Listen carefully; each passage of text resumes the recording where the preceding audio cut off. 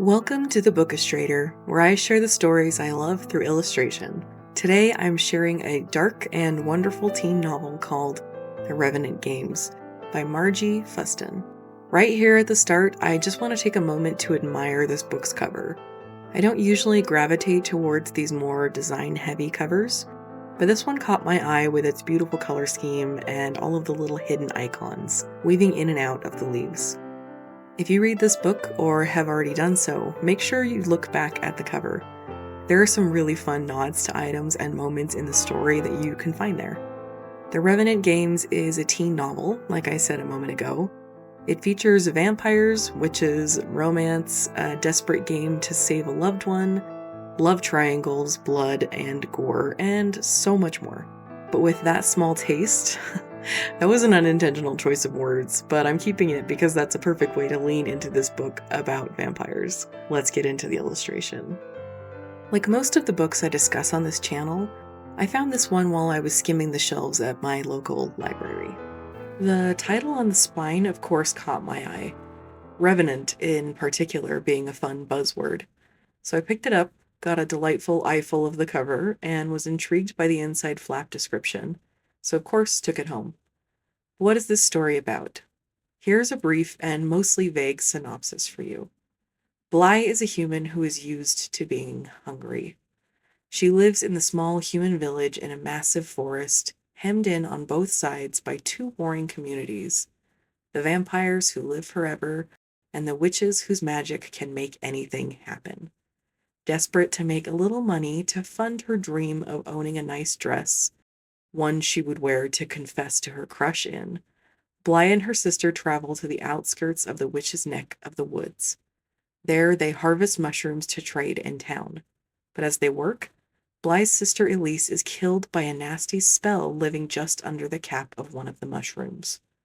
Without even a moment to mourn, Bly has to hide as a small group of witches approaches and takes her sister's body with them.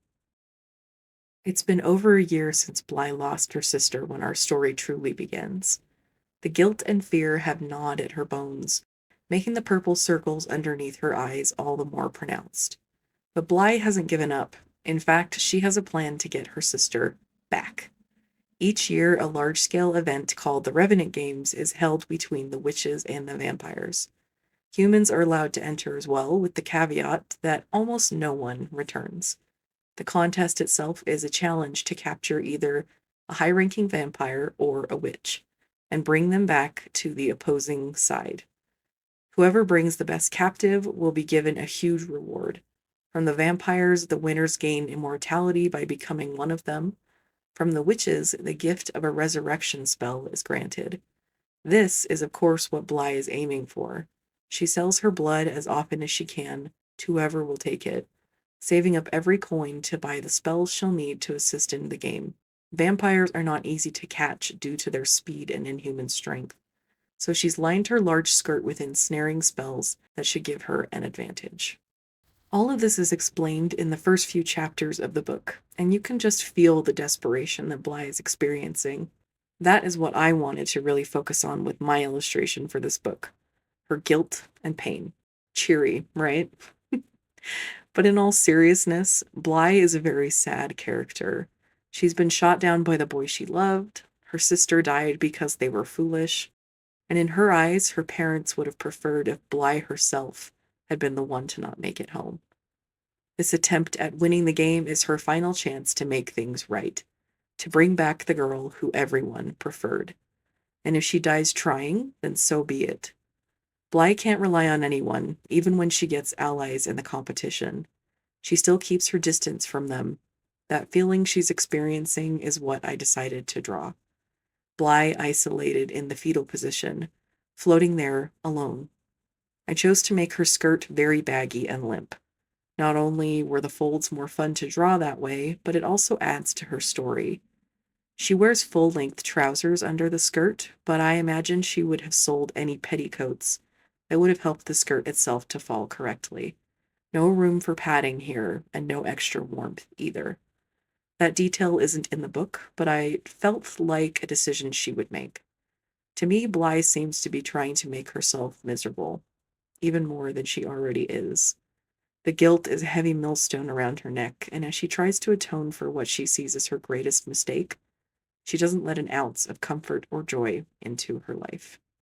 This thick self loathing becomes hard to keep up when she joins a team in the competition. Suddenly, she has to work with other people and trust that they won't stab her in the back. She forms some unlikely friendships and maybe even deeper connections with one of the other characters.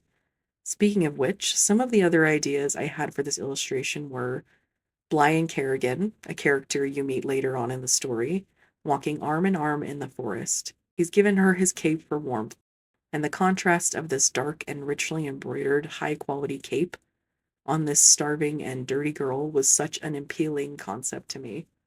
Obviously, I didn't end up drawing it, as the illustration on screen can attest, but if our author, Margie Fuston, ever wants to commission me, I absolutely wouldn't say no. No pressure if you're watching this, Margie. I just think it would be fun.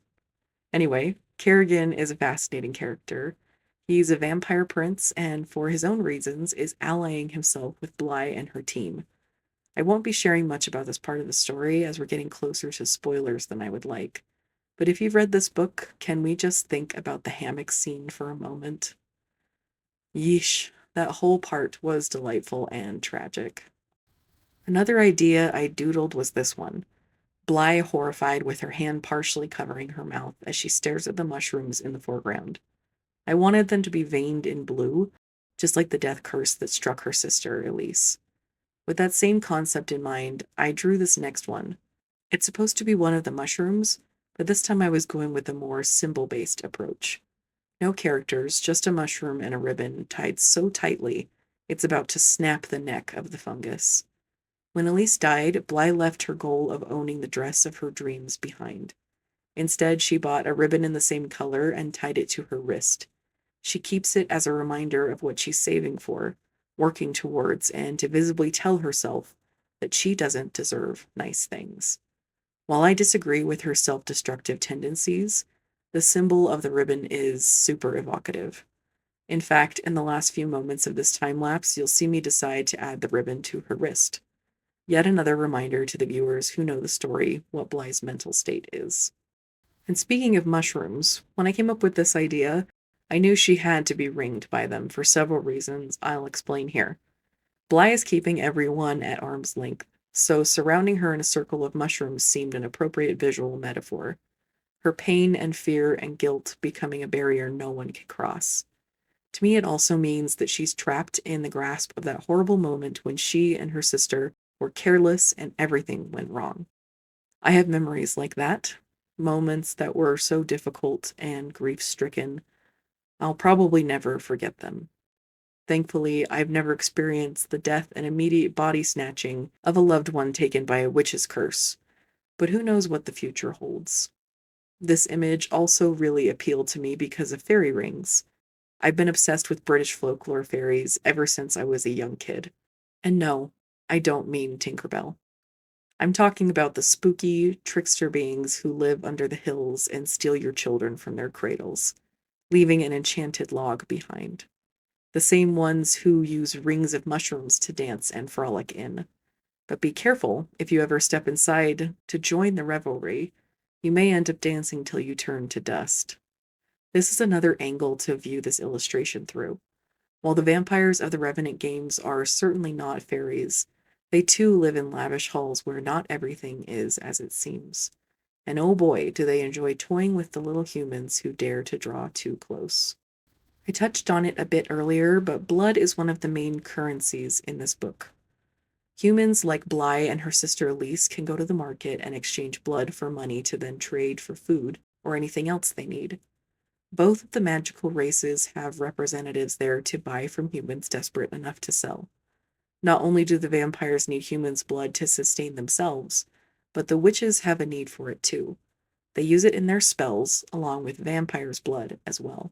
They even keep vampires trapped in cages to use as permanent and unwilling blood donors in their cell-like forest prisons. It's a brutal world our characters are living in, which makes me want to cross it off my list of book locations to visit, along with The Hunger Games and Attack on Titan. A funny side note here, as I'm writing this script, I'm listening to soundtrack music from the different shows and video games. It always helps me focus. But as soon as I wrote Attack on Titan a moment ago, one of the songs from that show started to play.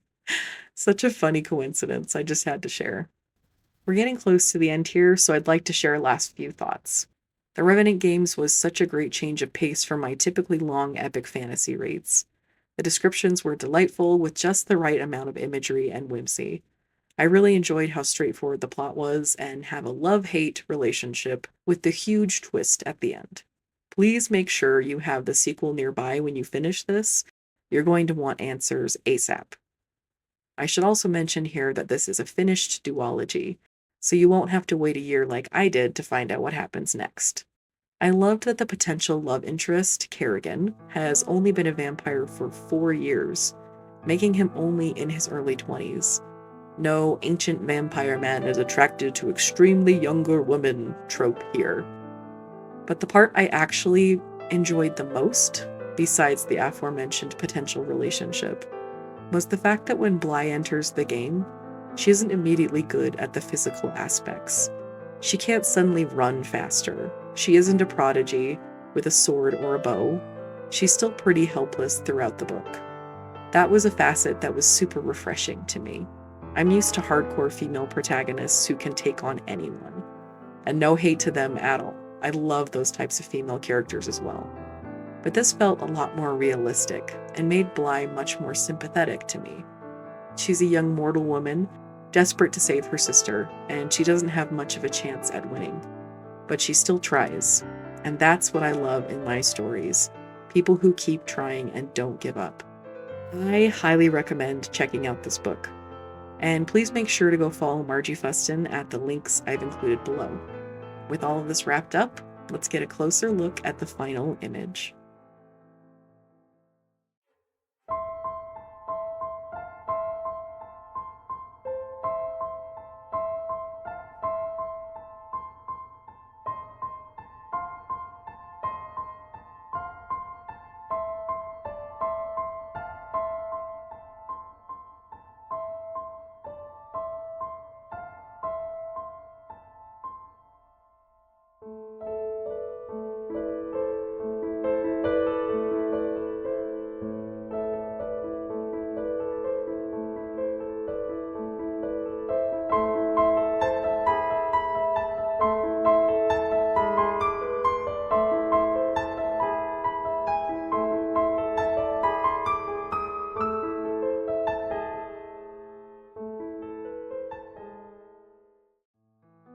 Thanks for being here today with me, friends. What are you reading right now?